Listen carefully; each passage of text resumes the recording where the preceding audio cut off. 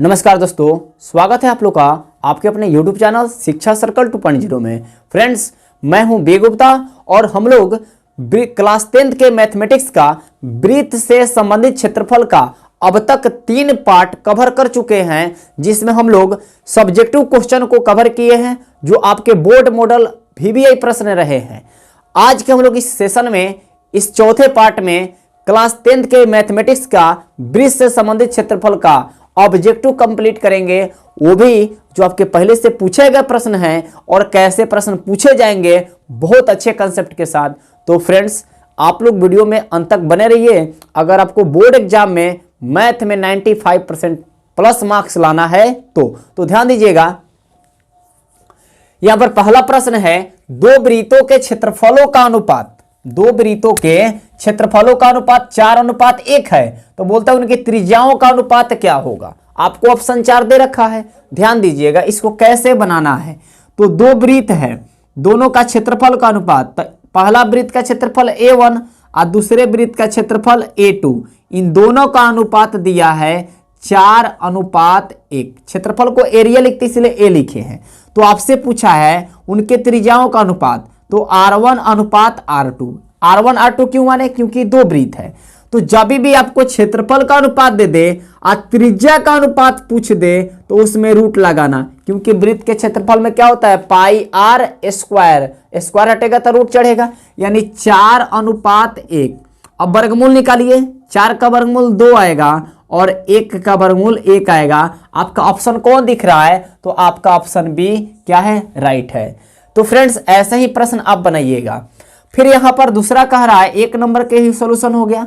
दूसरा में कह रहा है कि दो वृत्तों के त्रिज्याओं का अनुपात। अब आपको त्रिज्या का अनुपात दे रखा है दो वृत्त की, क्या दिया है 2:3।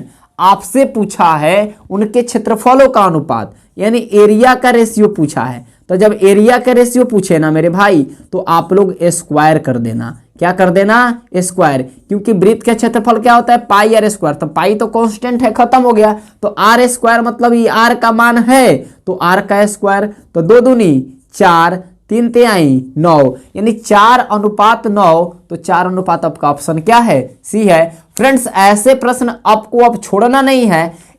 एरिया का अनुपात दे दे आपको, तो आप त्रिज्या का अनुपात निकालोगे तो रूट चढ़ा दोगे।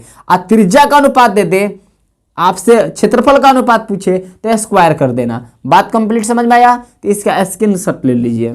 तो देखिए फ्रेंड्स, अब हम लोग का यहां पर परिधि का अनुपात वाले प्रश्न को देखते हैं। उस प्रकार के प्रश्न आपसे बन जाएंगे। तो यहां पर तीसरा नंबर प्रश्न कहता है, दो वृत्तों की परिधियां 2:3 के अनुपात में है। परिधि का अनुपात क्या है, 2:3 है। तो कहता है उनकी त्रिज्याओं का अनुपात। देखिए, दो वृत्त है, मान लीजिए पहले वृत्त क्या परिधि क्या है, तो आपका है 2πr1। r का 1 मानेंगे क्योंकि पहला वृत्त है। और दूसरा वृत्त क्या है, पहला वृत्त की परिधि 2πr1, दूसरे का हो जाएगा 2πr2। अगर अनुपात निकालोगे तो C1:C2, अनुपात ही ना निकलेगा, अनुपात का मतलब बट्टा होता है। तो ये हो जाएगा 2πr1 बटा 2πr2। ध्यान से देखिएगा, तो 2π खत्म हो जाएगा, R1 R2 खत्म नहीं होगा, क्योंकि वो R1 R2 अदर वैल्यू है। तो यहाँ पर R1 का मान क्या हो जाएगा, तो आपको दिया कितना है, तो देखिएगा परिधीय का अनुपात दिया है। तो यहाँ पर आपको दिया है 2:3, यानी 2/3। परिधि का अनुपात यही ना है, तो इधर भी हो जाएगा 2/3। तो आपका एक कटा छटा कर क्या बचा, तो R1/R2 बराबर 2/3, मतलब R1:R2 बराबर 2:3। यानी परिधि के अनुपात जब दिया रहे, आपसे त्रिज्या का अनुपात पूछे तो कोई परिवर्तन नहीं होगा। क्यों, देखिए ना, C1:C2 का मान दिया है। परिधियों का अनुपात मतलब C1:C2, तो क्या दिया है 2:3 माने 2/3। 2π कैंसिल हुआ, R1:R2, कहां कुछ गड़बड़ी हुआ, R1:R2 बराबर 2:3 हुआ, कोई चेंजिंग नहीं। उसी तरह आपको त्रिज्या का अनुपात दे देगा, आप परिधि का अनुपात पूछेगा तो कोई चेंजिंग नहीं होगा। यानी परिधि का अनुपात दे दे, त्रिज्या का अनुपात पूछे, या त्रिज्या का अनुपात दे दे, परिधि का अनुपात पूछे, कोई चेंजिंग नहीं। यानी त्रिज्या का अनुपात परिधि के अनुपात में कोई चेंजिंग नहीं होता है। चलिए इसका आप लोग स्क्रीनशॉट ले लीजिएगा। फिर कहता है अगला प्रश्न, दो वृत्तों की परिधियां का अनुपात 3:1 है, तो इनके क्षेत्रफलों का अनुपात, तो जब परिधि का अनुपात वही है तो त्रिज्या का अनुपात वही होगा। अभी बताए ना कि परिधि का अनुपात जब वही होता है, परिधि का अनुपात के बराबर होता है त्रिज्या का अनुपात, बोलिए ना, तो 3:1। तो हमको चाहिए क्षेत्रफल का अनुपात A1:A2, तो वही करते क्या है, A स्क्वायर कर देते हैं, त्रिज्या का स्क्वायर करते हैं। R1:R2 का क्या कर देंगे, A स्क्वायर, तो क्या है 3:1 का होल स्क्वायर 9:1। इसमें कलम चलाने का जरूरत नहीं है। त्रिज्या का देखिए परिधि का अनुपात दिया है तो त्रिज्या का अनुपात वही होगा, तो आपसे इसमें एक शब्द लगा दिया क्षेत्रफल का अनुपात। ये भाई जब परिधि का अनुपात दिया है तो त्रिज्या का अनुपात तो आपको खुद वही पता है, वही होगा, तो क्षेत्रफल में स्क्वायर कर देंगे, कोई माथापेची नहीं है। तो आप लोग इसका स्क्रीनशॉट ले लीजिए, आगे और क्वेश्चन को देखते हैं। तो देखिए फ्रेंड्स, अब 6 नंबर क्वेश्चन कहता है एक वृत्त के चतुर्थांश का क्षेत्रफल ज्ञात करें। चतुर्थांश मतलब वृत्त के चौथा भाग, तो 1/4 पाई आर स्क्वायर फॉर्मूला होगा।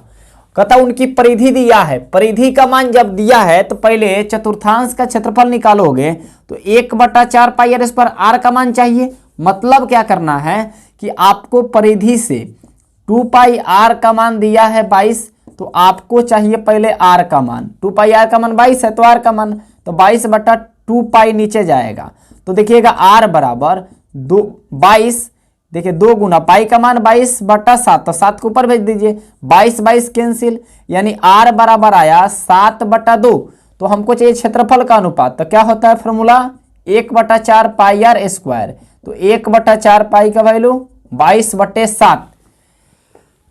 त्रिज्या कितना बार होगा, 2 बार, क्योंकि आर स्क्वायर है तो 7/2 गुना 7/2, काटिएगा तो 7 से 7 खत्म, 2 से 11 बार में कटेगा, 11 7 77 बट्टा में कितना आएगा 8, दशमलव में बदलिएगा तो ये यहां पर क्या जाएगा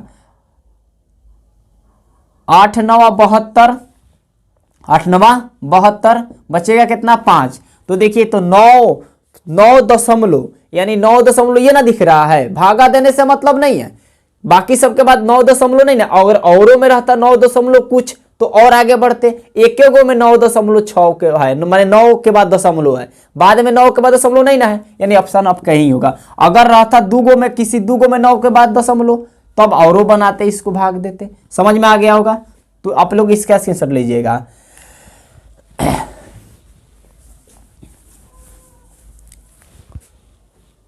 अब यहां पे कहता है दूसरा क्वेश्चन में, छठा क्वेश्चन, कि अगर एक अर्धवृत्त का परिमाप 36 है तो इसकी त्रिज्या क्या होगी।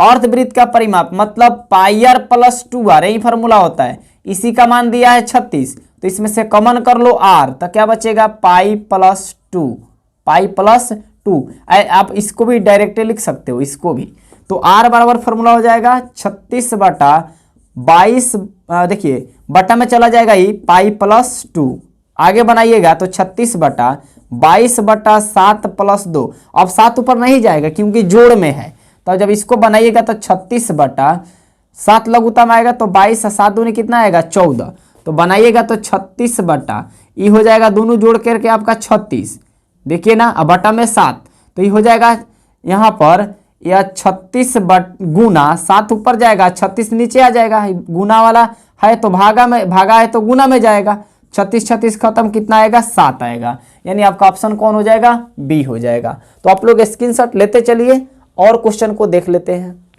तो देखिए फ्रेंड्स, अब 7 नंबर क्वेश्चन कहता है यदि एक वृत्त की परिधि 88 सेंटीमीटर है तो इसकी त्रिज्या क्या होगी। परिधि 88 है तो परिधि का फॉर्मूला क्या हुआ 2 पाई आर, तो 2 पाई आर का मान क्या है 88 है, तो आर निकालेंगे तो क्या होगा 88/2 पाई, तो 2 पाई का मान 22/7, तो 7 को कहां भेज देंगे ऊपर भेजेंगे ना, तो 22 चौका 88, 2 दूनी 4, यानी 7 दूनी कितना आएगा 14 त्रिज्या आया, यानी आपका ऑप्शन क्या है बी सही है। फिर अगला क्वेश्चन कहता है यदि एक वृत्त का क्षेत्रफल 154 है, कितना है 154, तो इसकी परिधि, तो पहले आर निकालोगे तो एक क्षेत्रफल एरिया का मान क्या है, तो 154। एरिया का फॉर्मूला क्या होता है, पाई आर स्क्वायर, यानी पाई आर स्क्वायर का मान 154 है, तो आर स्क्वायर बराबर 154 बटा पाई, तो पाई का मान क्या हो जाएगा 22/7, तो 7 को भेज देना भाई ऊपर, तो आर स्क्वायर बराबर 154 गुना 7/22, तो 22 से कटाओगे ना, 22 सत्ते 154, तो आर स्क्वायर बराबर यहाँ पर आर बराबर क्या हो जाएगा √7 गुना 7, वर्गमूल में 7 का जोड़ा लगा, त्रिज्या 7 आया, तो परिधि कितना रख, परिधि पूछा है, तो सी बराबर क्या हुआ 2 पाई आर, 2 गुना पाई का वैल्यू 22/7 गुना आर का मान 7, 7 कैंसिल हुआ, 22 दूना 44, यानी 154 क्षेत्रफल है, तो त्रिज्या 7 आया, तो परिधि निकालोगे 44 आ जाएगा। तो आपको ऑप्शन कौन दिख रहा है, सी सही है। तो फ्रेंड्स आप लोग इसका स्क्रीनशॉट ले लीजिए।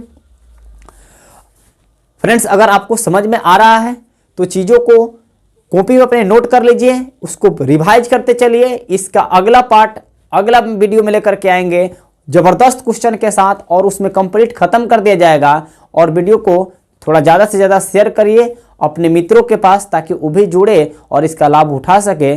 और समझ में आया है तो एक बार लाइक कर दीजिएगा। और फ्रेंड्स मिलेंगे अगले वीडियो में, आज के लिए इतना ही, जय हिंद।